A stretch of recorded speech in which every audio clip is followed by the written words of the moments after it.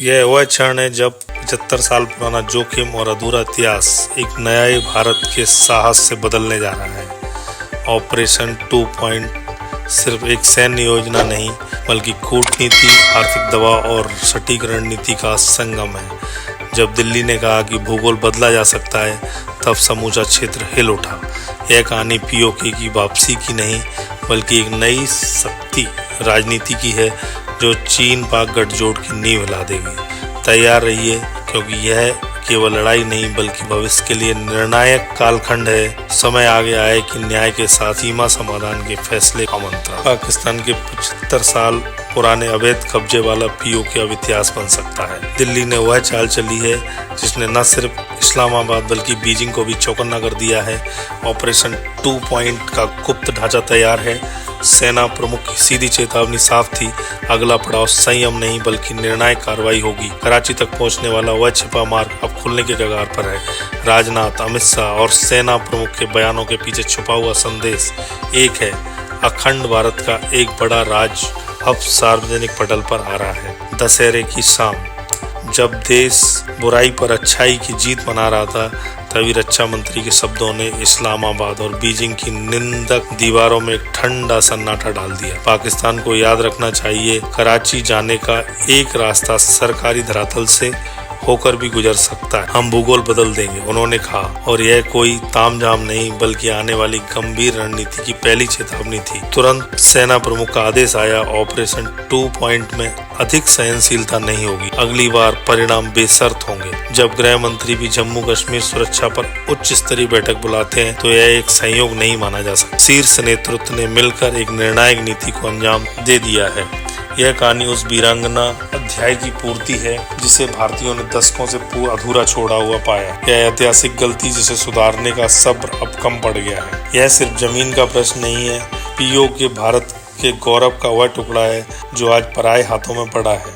1947 से यह वही दर्द रहा। ऑपरेशन गुलमर्ग के तहत हुई छल कपट और फिर मैदान रोक दिए जाने से जो नक्शा स्थायी हो गया, अगर तब अलग फैसला लिया गया होता तो नक्शा आज कुछ और होता। मगर 2025 का नया भारत अब उसी अधूरे अध्याय को पूरा करने को संकल्पित है। पीओके सिर्फ भूभाग नहीं, यह रणनीतिक दृष्टि से एक चाबी है।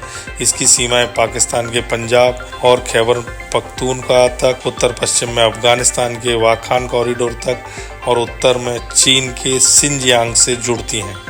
यही वह मार्ग है जो मध्य एशिया के दरवाजे भारत के लिए खोलता है। दरअसल 13,000 वर्ग किलोमीटर में फैला यह इलाका 30 लाख से अधिक लोगों का घर है, जिनकी आवाज़ें बार बार अपनी दयनीय हालत के खिलाफ उठती रही हैं, और उनकी आशाओं में आज भी वह लौ जिंदा है। और अब दिल्ली भी ऊंचे शब्दों में उन आशाओं को आग दे रही है।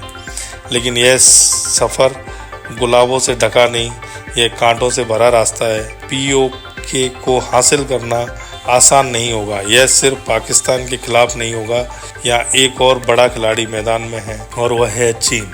रक्षा विशेषज्ञों की चेतावनी ताज़ा है। 2 फ्रंट युद्ध की कठिनाइयाँ रेखांकित की जा चुकी हैं। 2019 से 2023 में वरिष्ठ जनरलों ने स्पष्ट किया कि समकालिक 2 मोर्चों पर निर्णायक जीत हासिल करना बेहद चुनौतीपूर्ण है। रूस भी लंबे संघर्ष में यूक्रेन पर पूर्ण नियंत्रण नहीं पा सका। इजराइल गाजा में महीनों से पिसता रहा। ऐसे संदर्भ में पीओके पर अभियान इतना जटिल क्यों होगा? कारण है चीन की आर्थिक भूख और उसका लगभग $65 बिलियन का सपना। चीन पाकिस्तान आर्थिक गलियारे का मुख्य मार्ग इसी क्षेत्र से होकर गुजरता है। वही सड़क सिंजियांग को ग्वादर से जोड़ती है और चीन को अरब सागर तक सीधी पहुंच देती है। यदि भारत इस क्षेत्र को नियंत्रित कर लेता है, तो चीन का निवेश तंत्र और उसका भारी आर्थिक रणनीतिक ढांचा रातों रात असफल हो सकता है। यही वजह है कि बीजिंग पीओके को कभी भी खोने की अनुमति नहीं देगा। जैसे ही दिल्ली इस दिशा में कोई कदम बढ़ाएगी, चीन पाकिस्तान की ढाल बनकर सामने खड़ा हो जाएगा। और बात यहीं खत्म नहीं होती।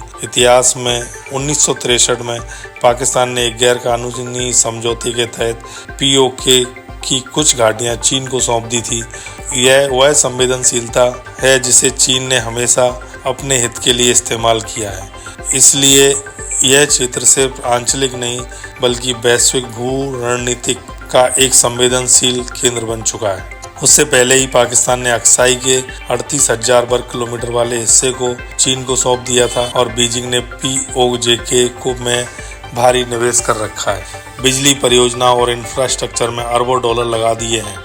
8 जुलाई 2013 को चीन के सरकारी अखबार ने साफ इशारा कर दिया कि 2035 तक भारत के खिलाफ एक समन्वय 2 फ्रंट आक्रमण की योजना है। चीन और पाकिस्तान साथ मिलकर वार करेंगे, यानी POK की जंग केवल इस्लामाबाद के साथ नहीं बल्कि चीन समेकित सामरिक गठजोड़ के खिलाफ एक बहुत बड़ी लड़ाई। और सिर्फ दुश्मन की ताकत ही नहीं, भूगोल भी सबसे बड़ा शत्रु बनकर खड़ा है। पहाड़ों का इलाका अपनी जंग के नियम खुद गढ़ता और वे नियम बहुत निर्दयी होते हैं, जैसा कि डिफेंस विशेषज्ञ लेफ्टिनेंट कर्नल रीज एस सोडी बताते हैं। मैदान में हमलावर रक्षक का अनुपात 3:1 माना जाता है, पर पहाड़ों में वही अनुपात 9:1 तक बढ़ जाता है। मतलब यह हुआ कि यदि ऊंचाई पर बैठे हुए दुश्मन के 100 सैनिकों को हटाना है तो हमलावर को लगभग 900 सैनिक उतारने पड़ते हैं, क्योंकि पहाड़ पर ऊपर बसा दुश्मन अधिक दृष्टिगोचर, अधिक संरक्षित और अधिक बहुत कम श्रम खपत वाली स्थिति में होता है।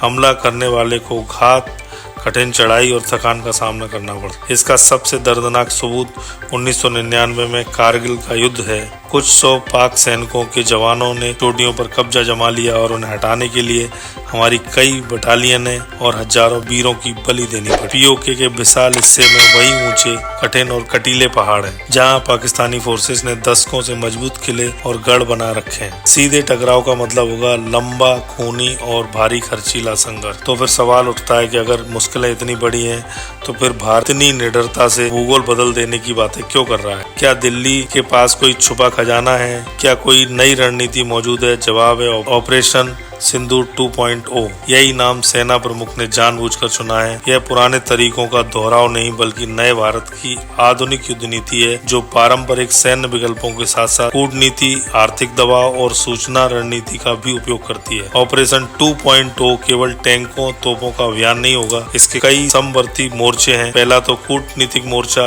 भारत दुनिया के मंचों पर पाकिस्तान की अवैधता और स्थानीय लोगों पर हो रहे अत्याचारों का लगातार उजागर कर रहा है, ताकि पाकिस्तान अंतर्राष्ट्रीय अप्रोच है अलग थलग पड़े। दूसरा आर्थिक मोर्चा। पाकिस्तान की पहले से ही खस्ता वाली बड़ी अर्थव्यवस्था पर और दबाव बनाया जा रहा है। एक अस्थिर और दिवालिया पाकिस्तान लंबी लड़ाई नहीं लड़ पाएगा। तीसरा मोर्चा मनोवैज्ञानिक है। रक्षा मंत्री, सेना प्रमुख और उच्च नेतृत्व के तीखे बयानों का मकसद यही है कि पाकिस्तान और उसकी सेना में भय और अनिश्चितता बैठ जाए। उन्हें महसूस हो कि भारत इस बार कुछ अलग और बड़ा करने वाला है। चौथा और सबसे चालाक मोर्चा, चीन को उसके ही खेल में फंसाना है। भारत अब सीधे सीपैक की संवेदनशील धड़कन POK के अंदर की अस्थिरता को निशाना बना रहा है। भीतर ही भीतर बढ़ती अशांति, विरोध और उत्पात चीन के निवेश को जोखिम में डाल दे, और तभी बीजिंग अपने पैसों को बचाने के लिए इस्लामाबाद पर दबाव बनाएगा। वह मसले सुलझाए या आतंकवाद पर कड़ा नियंत्रण लागू करे। ऐसे में भारत POK को चीन के खिलाफ एक रणनीतिक हथियार के रूप में उपयोग कर रहा है,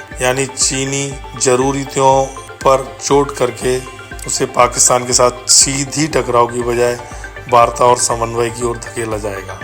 सार यह है, यह जंग अब केवल बंदूकों और तोपों से नहीं जीती जाएगी।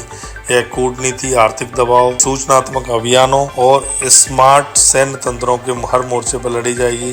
भारत ने यह तय कर लिया है कि कारगिल शैली की सीधी आमने सामने की लड़ाई की जगह एक धीमी, पेट्रोल जलती रणनीति अपनाएगा, जो अंदर से दुश्मनों की जड़ों को खोखला कर दे।